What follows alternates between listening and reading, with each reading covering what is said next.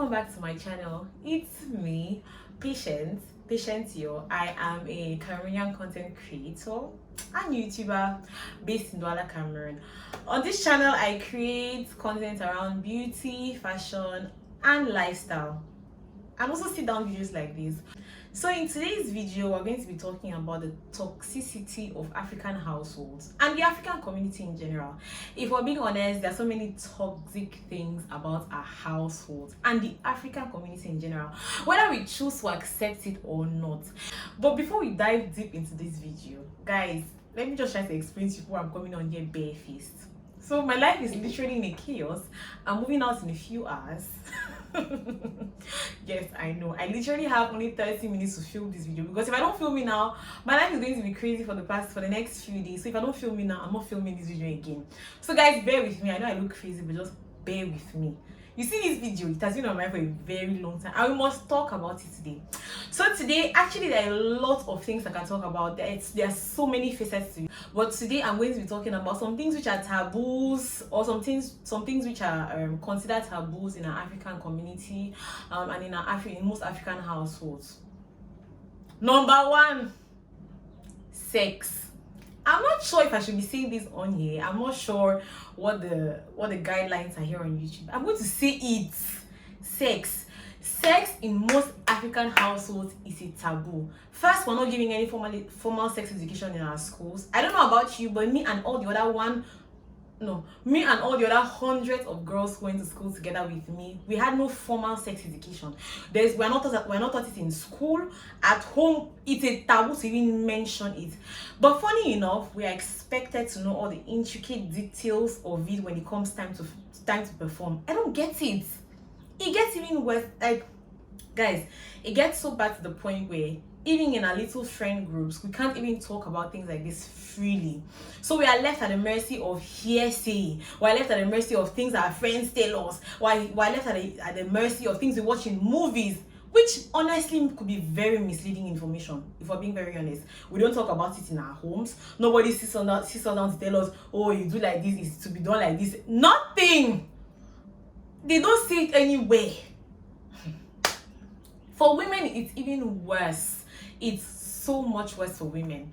For women, it gets so much worse. Not only are we not taught this in schools or at homes, we're not allowed to talk about it, but for those of us who are bold enough, or for those of us who are curious enough to go out and find and make proper findings and try to find out about this thing, we are labeled very degrading and embarrassing names, guys. And you people know that I'm telling the truth. If we decide to accept it or not, what I'm saying is true. Oh, and it gets a whole lot worse if you even acknowledge that you even enjoy it. You're a demon. You're a disgrace to the community.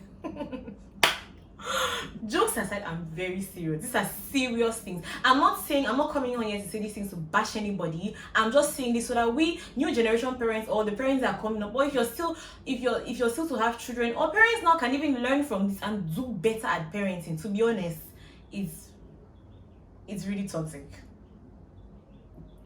Moving on, second point, mental health or depression, or anything around mental health. First, I think we should define what mental health is. Mental health is our emotional, psychological, and social well-being, and it affects how we feel, how we think, and how we act.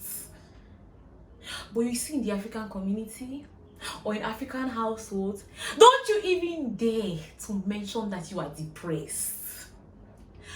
What betide you if you just even say it? And you're not allowed to.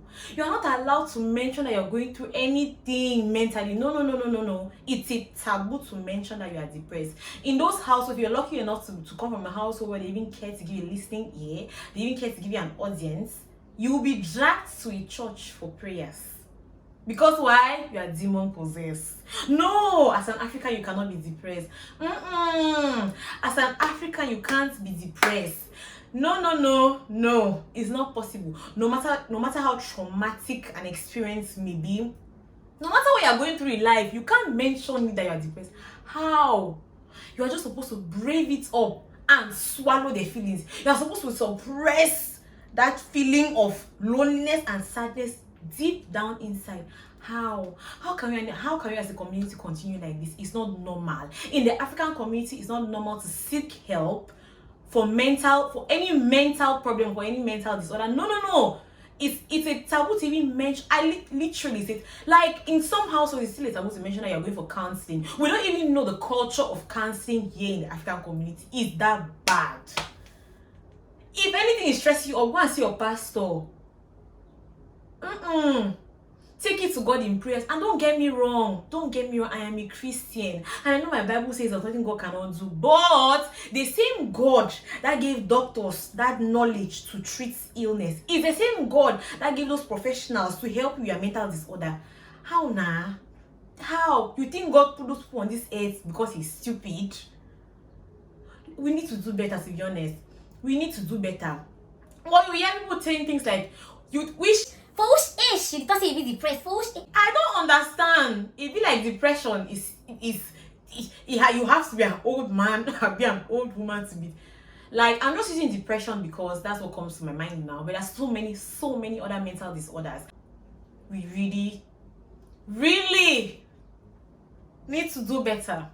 And in most African households, kids are not even you are not even allowed to express how you feel or to express your feelings. Expressing yourself in an African household is synonymous to disrespect. You can't say how you feel. You can't say how you are feeling. You are being disrespectful. See, if people should argue on these things. I'm not saying all households, no. I'm saying most. Of course, there are households where children are allowed to express themselves. Children are allowed to say how they feel. Children are allowed to come up to their parents and have certain conversations with their parents. But in most of our African households, if you and I are being honest with each other, this is not allowed. If you express yourself, you are disrespectful. My next and last point, guys, this video is going to be short because I just want to mention 3 here. I'm going to do other videos mentioning a lot because this is a broad topic and we don't talk about it enough. We need to keep talking about it. We need to keep talking about it because there's so much as Africans or as an African community as a whole. We need to learn, unlearn, and relearn. There's so much learning we have to do. There's so much unlearning we have to do, to be honest. The next one I'm going to talk about is communication. See, if me and you are being honest with each other, there is little to no communication between adults and kids in an African household. True or false? If you say it's a liar, you lie to yourself. If you said false, you are a liar. You are a liar. So most times just scared into silence, frightened into silence. In the past, I know things are changing a lot now, but in the past, the parenting style which was adopted by most African parents was instilling fear into their kids, in the hopes that when they instill fear into their kids, it's going to push their kids to respect them, to listen to them. But on the contrary, that is wrong. It is so wrong. Like in African households, we don't know that talking to a child as an adult can actually get you the desired result. It's either they will beat that child or they'll yell at that child. And please don't get me wrong, my kids will receive some whooping here and there. Don't get me wrong, they will be properly whooped. But there's a difference. There's a difference between beating a child or whipping a child's ass as correction and then whooping a child's ass as if you want to kill the child. Come on now, you cannot only always resort to beating and yelling. Sometimes studies have proven, and I know people will tell me because I'm not a parent, I can't really know. Hey, my dear, it's okay. I've not said I'm not going to beat my children my children will not receive whooping when they are here. They will be whooped, to be honest. But I'm just saying you can. Studies have shown that you can actually talk to kids as adults and you will get the desired response. There's no need to resort to bullying, to resort to instilling fear into children. Parents and children if we're honest, parents and kids in most African households, have no relationship. There's no relationship. There's no friendship. It's just that, I fear my papa, I fear my mommy. Why does it have to be that way? Honestly, it doesn't have to be like that. In most African households, you're mostly yelled at for everything. It gets so bad to the point where you're not sure what is going to get you yelled at or not. So you get to a point where even if you're going through a really bad a really bad situation in life, or even if you're going through some really traumatic experience, you can't come up to your parents and tell them. You can't talk to your parents freely because of fear of either getting yelled at, getting beaten, or getting blamed. Please, to be honest, we need to do better. You know, African parents need to try to develop a friendship, a relationship with their kids. I don't know why most parents fear that, oh, they try to develop a relationship with their kids are not going to respect them. No, now. This is for me and for you. We honestly need to do better in the African household. I don't know how you guys are going to receive this video, or I will receive some hate for it too. Please don't come to my comment section with violence. Anyway, guys, let me know what you guys think about the few points I just noted. I'm going to make more videos like this. To be honest, I'm going to make a lot more videos like this because we don't talk about this enough. We don't mention it enough. We don't have conversations around topics like this enough. And we have to. If we have to do this learning, unlearning, and relearning, we have to. These conversations don't have to be taboos anymore. These conversations have to be normalized in households, in the African community. So please let me know what you guys think. If you guys enjoy content like this, whether you enjoy it or not, I'm doing a lot's work. When I started this channel, I said I was going to be very real with you people. Authentic content is what I promise you people, and that's what I'm bringing. So if you really like content like this, please do let me know. Okay guys, let me go about my packing. I'll talk to you guys in my next video. Bye.